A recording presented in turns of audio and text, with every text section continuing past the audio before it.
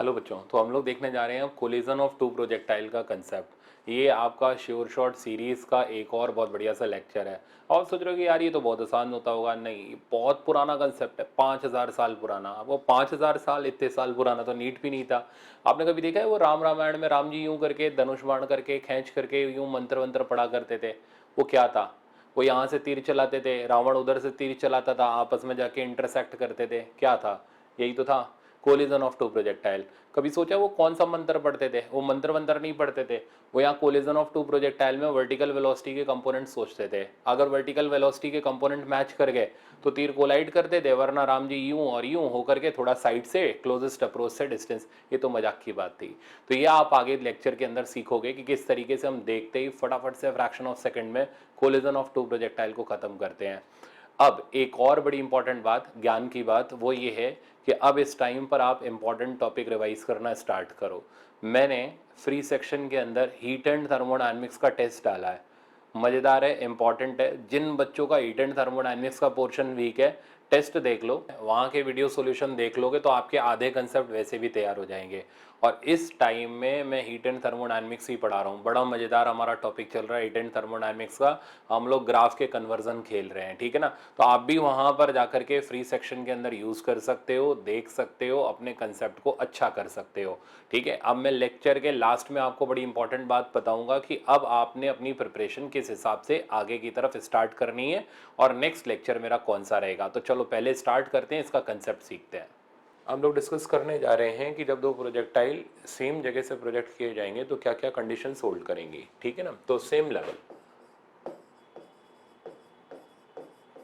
Path कैसा दिखाई देगा, क्या क्या चीज़ें हमें नज़र आएंगी। तो देखो, इसमें वो मंकी हंटर वाला प्रॉब्लम भी आ जाएगा आपका। तो देखो, तो सेम लेवल, मान लो यहाँ से एक प्रोजेक्टाइल को u1 की वेलोसिटी से फेंका एट सम एंगल θ1, और यहाँ से दूसरे प्रोजेक्टाइल को फेंका u2 के वेलोसिटी से एट सम एंगल θ2। दोनों के बीच का सेपरेशन कुछ d था। अच्छा, ये प्रोजेक्टाइल इस तरीके से गई और ये प्रोजेक्टाइल इस तरीके से गई। दोनों के पाथ एक दूसरे को एक जगह पर इंटरसेक्ट कर रहे हैं, मतलब इनका टकराना पॉसिबल है। अब ये नहीं कि एक को तुमने दिल्ली से फेंका, एक को तुमने बम्बई से फेंका, तो दोनों कहाँ से टकराएंगे? तो फिर टकराना ही पॉसिबल नहीं होगा। तो पहले तो ये पॉसिबिलिटी होनी चाहिए कि दोनों के पाथ एक दूसरे को इंटरसेक्ट करने चाहिए, तब ये दो प्रोजेक्टाइल कोलाइड कर सकती हैं। अब इनके कोलिजन को करवाने के लिए सबसे पहली स्टेप ये होती है। तो ये तो नजर आ गया कि इनके पाथ इंटरसेक्ट करने चाहिए, तो पाथ मस्ट इंटरसेक्ट।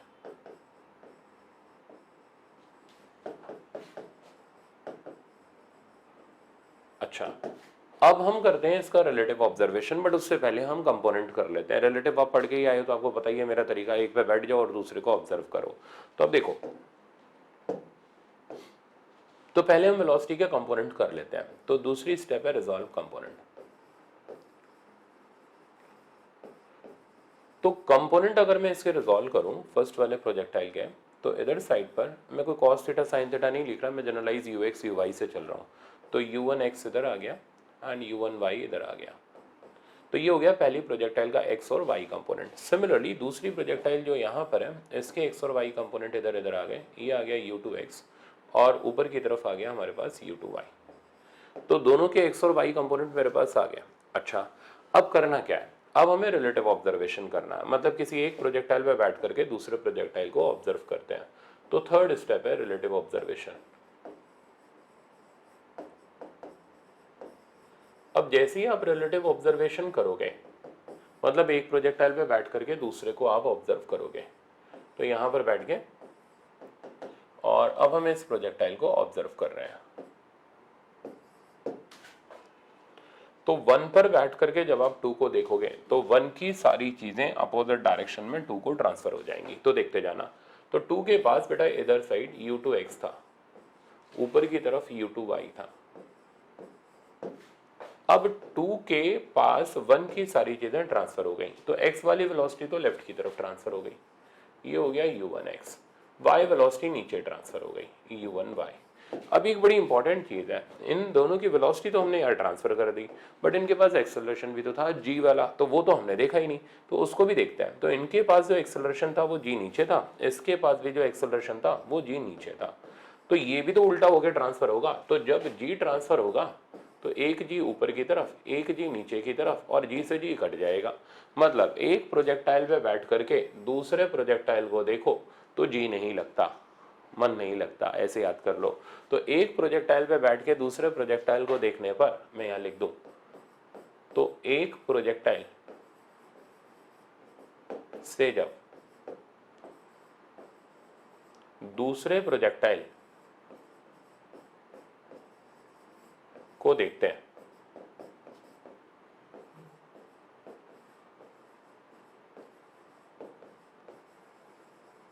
तो जी नहीं लगता।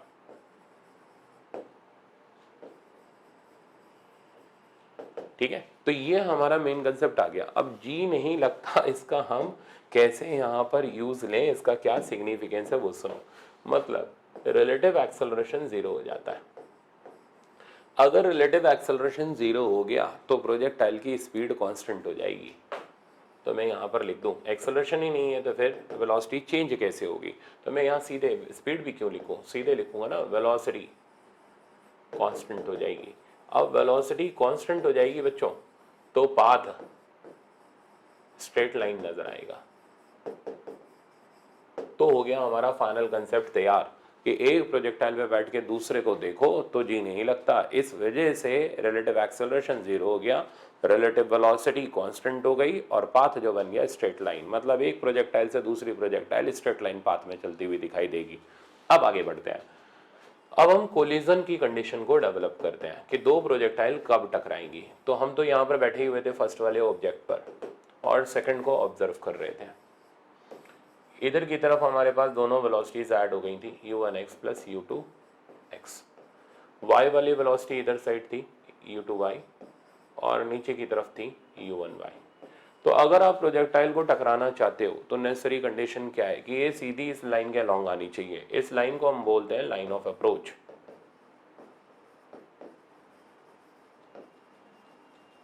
तो इन ऑर्डर टू कोलाइड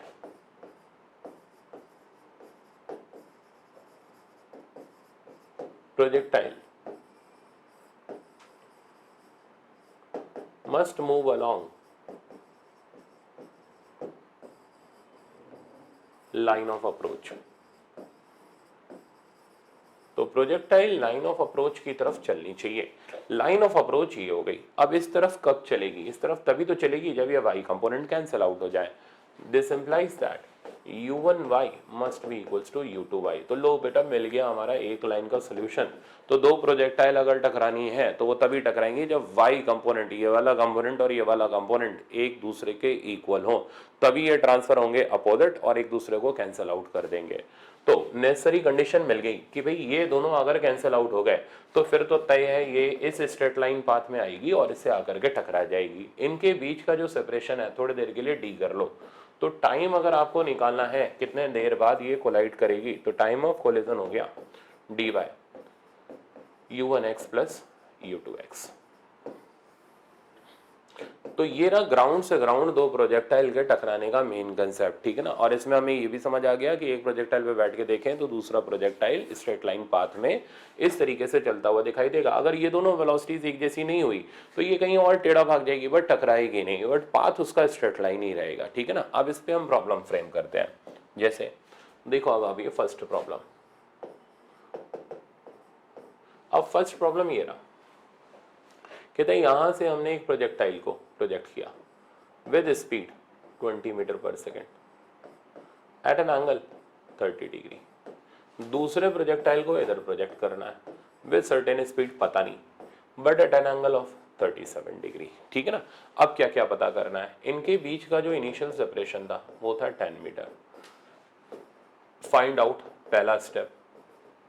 भी एग्जामिनर आपसे पहले u2 ही पूछने वाला है। ठीक है। क्यों पूछने वाला है, क्योंकि आपको पता है कोलिजन की कंडीशन के लिए u1y u2y के बराबर होगा। मतलब u1 sin theta 1 u2 sin theta 2 के बराबर होगा। चार चीजें हैं, u1 थीटा 1 u2 थीटा 2, तीन चीज देगा, चौथी चीज आप वहां से निकाल लोगे। तो यहाँ क्या क्या दिया, u1 दिया, थीटा 1 दिया, u2 गायब कर दिया, थीटा 2 दे दिया। तो u2 ही तो पहले पूछेगा, उसके बाद आगे का सवाल। तो find out u2 such that two projectile collides in mid air. Mid air का मतलब ये नहीं बीच में टकराई, मिड एयर का मतलब कहीं बीच में हवा में टकराई। Also find out time. तो टाइम की वैल्यू भी निकाल दो और ये भी बता दो u2 कितना होगा, तो लगाओ कंडीशन। तो अब हम तो सीधे स्ट्रेट फॉरवर्ड कंडीशन लगा रहे हैं भाई, u1y is equals to u2y, तो निपटा दो। u1y हो गया u1 sine theta 1 is equals to हो गया बेटा u2 साइन थीटा 2। चलो खत्म करते हैं। u1 की वैल्यू हो गई 20, साइन 30 डिग्री हो गया 1/2, u2 हमें पता नहीं, साइन 37 डिग्री हो गया 3/5। तो ये तो यहाँ से कट गया 10 हो गया, और u2 की बट्टे वैल्यू आ गई 50/3 मीटर पर सेकंड। हो गया ना आसान। तो अब आपको ये पता है कि कोलाइड कब करेंगी प्रोजेक्टाइल। अब हम इसके बाद आगे बढ़ते हैं और इसके बाद टाइम ऑफ कोलिजन हम निकालते हैं। तो टाइम ऑफ कोलिजन अगर आप निकालोगे तो ये निकालने का हमारा तरीका वो जो मैंने भी पीछे बताया, dy(u1x + u2x)। तो अब जो x कंपोनेंट है वो इक्वल और अपोजिट है, ये इनको कोलाइड कराने के लिए रिस्पॉन्सिबल होंगे। तो अब सिंप्लीफाई कर देते हैं। dy(u1x) हो गया u1 cos theta 1 + u2 cos theta 2। अच्छा, तो टाइम ऑफ कोलिजन अगर आप कैलकुलेट करोगे तो d की जगह 10 आ गया, u1 की जगह हमारे पास आ गया 20, और cos 30 आप जानते हो √3/2 हो गया। u2 हमने निकाल ही लिया था 50/3, और cos थीटा 2 यानी cos 37 की वैल्यू वो भी आप जानते हो 4/5। अब इसको आप सिंप्लीफाई कर लो, आपके पास टाइम की स्ट्रेट फॉरवर्ड वैल्यू आ जाएगी। तो ये था हमारा problem ground to ground collision वाला। अच्छा, इसी को थोड़ा और आगे कंटिन्यू करते हैं। जैसे अब आप ये एग्जांपल देख लो। तो ये एग्जांपल कुछ इस तरीके से, एक प्रोजेक्टाइल को इधर फेंका गया 20√2 मीटर पर second at some angle of 45 degree. दूसरे को कहता है हम यहां से डायरेक्टली ऊपर फेंक देते हैं। ये सेपरेशन आपको दे रखा है 10 मीटर। अब क्वेश्चन है find v2 such that they collide in midair. Also find time. तो कितना टाइम लगेगा इनको कोलाइड करने में वो भी निकालो और v2 की वैल्यू निकालो। तो अब करेंगे क्या, पहले तो v2 निकालने के लिए y कंपोनेंट बराबर कर दो। तो u1 sine theta 1 is equals to, अब इसका तो y कंपोनेंट ही नहीं क्योंकि ये तो पूरा का पूरा y की तरफ है, तो मैंने डायरेक्ट v2 लिख दिया। तो u1 की जगह बेटा आ गया हमारा 20√2, साइन थीटा हो गया 1/√2 टाइम्स v2, √2 गया, v2 का वैल्यू 20 आ गया। ठीक है, तो 20 मीटर पर सेकंड इसकी वेलोसिटी है। ठीक है, तब ये जाकर के बीच एयर में इससे कोलाइड करेगा। अब हमें टाइम निकालना है। तो टाइम हो गया d/u1x + u2x। तो d तो हो गया 10, u1x की जगह हमारे पास आ जाएगा 20√2 cos 45, और दूसरे वाले का कोई x कंपोनेंट ही नहीं है। तो टाइम का बेटा वैल्यू आ गया 10/cos 45 1/√2 20 हो गया। आंसर आ गया हाफ सेकंड। तो आई थिंक आराम से आ गया होगा। अब इसी तरीके से हम लोग देख लेते हैं हंटर मंकी प्रॉब्लम।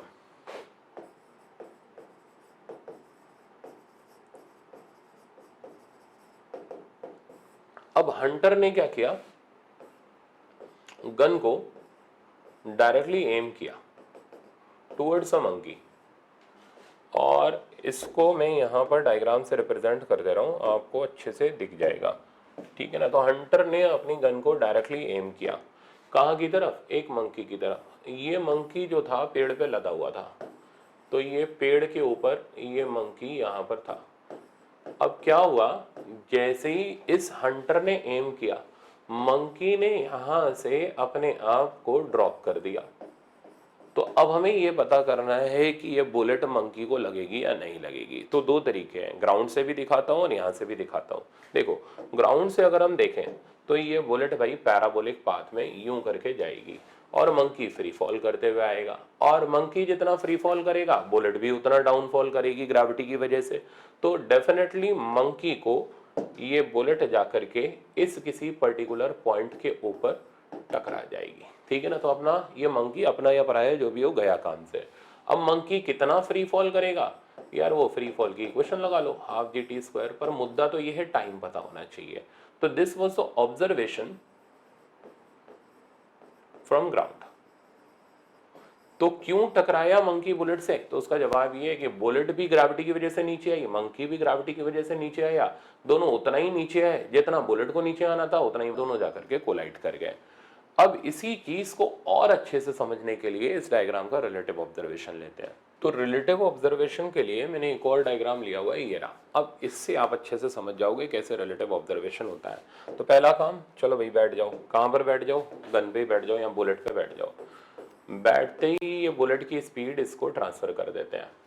तो बुलेट की स्पीड जो इधर थी वो स्पीड डायरेक्ट इसको इधर ट्रांसफर हो गई, यानी और जी से जी हो गया एक दूसरे का कैंसिल आउट। यानी रिलेटिव ऑब्जर्वेशन में, तो हंटर मंकी प्रॉब्लम का अब हम करने जा रहे हैं रिलेटिव ऑब्जर्वेशन। तो इस रिलेटिव ऑब्जर्वेशन में ए रिलेटिव तो हो गया 0 क्योंकि जी से जी हो गया कैंसिल आउट, और मंकी की रिलेटिव वेलोसिटी हो गई कांस्टेंट, और ये वेलोसिटी यार देखो डायरेक्ट लाइन ऑफ अप्रोच की तरफ है। तो this velocity is directed towards line of approach. तो लाइन ऑफ अप्रोच की तरफ है, इसलिए ये मंकी स्ट्रेट लाइन पाथ में आएगा, और ये तो वही होगी आ बैल मुझे मार वाली कहानी, यानी आकर के सीधा हमारी बुलेट से टकरा जाएगा। अब अगर डिस्टेंस इसके बीच का डी हो तो कितने टाइम बाद कोलाइड करेगा वो तो आप आराम से निकाल लोगे, वो हो जाएगा डी बाई यू। तो बेटा अब आपने देख लिया हुआ कितना आसान था, ठीक है ना। कुछ भी नहीं करना, बस वर्टिकल कंपोनेंट बराबर करो और आपका प्रोजेक्टाइल का कोलिजन का कंसेप्ट छूमंतर। अब बड़ी इंपॉर्टेंट बात जो मैं आपको बताने जा रहा हूँ वही है, सबसे पहले हीट एंड थर्मोडायनेमिक्स में आपके लिए रखने जा रहा हूँ, ठीक है ना, फ्री सेक्शन के अंदर। उसके बाद कुछ और इंपॉर्टेंट टॉपिक्स में फ्री सेक्शन के अंदर और यूट्यूब पे आगे डालते रहूँगा।